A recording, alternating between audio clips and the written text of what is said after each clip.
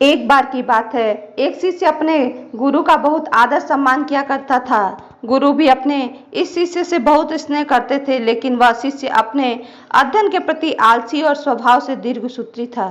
सदा स्वाध्याय से दूर भागने की कोशिश करता था। आज के काम को कल के लिए छोड़ दिया करता था। अब गुरुजी कुछ चिंतित रहने लगे कि कहीं उनका यह शिष्य अपने जीवन संग्राम में पराजित न हो जाए। आलस्य में व्यक्ति को आकर्मण्य बनाने की पूरी सामर्थ्य होती है। ऐसा व्यक्ति बिना परिश्रम के ही फल का उपभोग की कामना करता है। वह शीघ्र निर्णय नहीं ले सकता और यदि ले भी लेता है तो उसे कार्यान्वित नहीं कर पाता। यहाँ तक कि वह अपने पर्यावरण के प्रति भी सजग नहीं रहता और न भाग्य द्वारा प्रदत्त सुअवसरों का लाभ उठाने की कला में ही निपुण हो सकता है।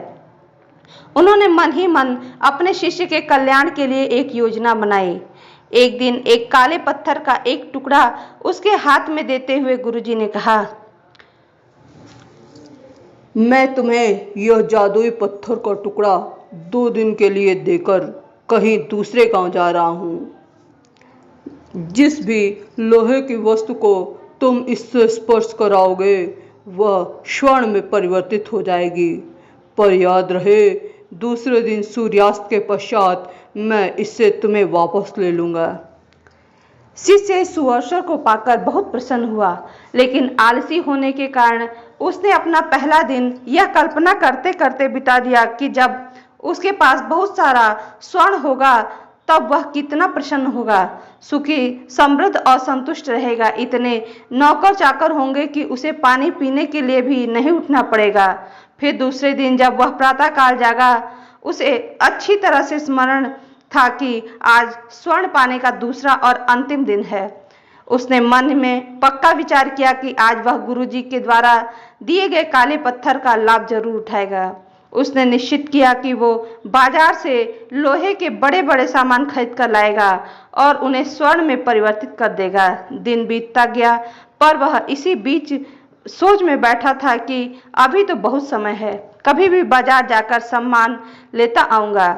उसने सोचा कि अब तो दोपहर का भोजन करने के पश्चात ही सामान लेने निकलूंगा, परंतु भोजन करने के बाद उसे विश्राम करने की आदत थी और उसने उठकर मेहनत करने के बजाय थोड़ी देर आराम करना उचित समझा। पर आलस्य से परिपूर्ण उसका शरीर नींद की गहराइयों में खो गया और जब वह उठा तो सूर्यास्त होने को था। अब वह जल्दी जल्दी बाजार की तरफ भागने लगा, पर रास्ते में ही गुरुजी उसे मिल गए।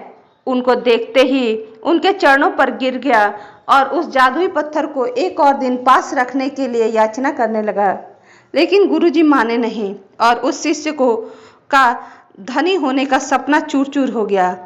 पर इस घटना की वजह से शिष्य को एक बहुत बड़ी सीख मिली। उसे अपने आलस्य पर पछतावा होने लगा।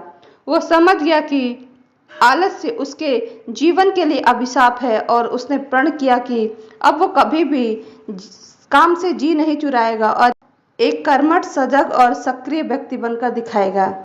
कहानी से दोस्तों हमें यह शिक्षा मिलती है कि जीवन में हर किसी को एक से बढ़कर एक अवसर मिलते हैं, परंतु कई लोग इन्हें बस अपने आलस्य के कारण गवा देते हैं।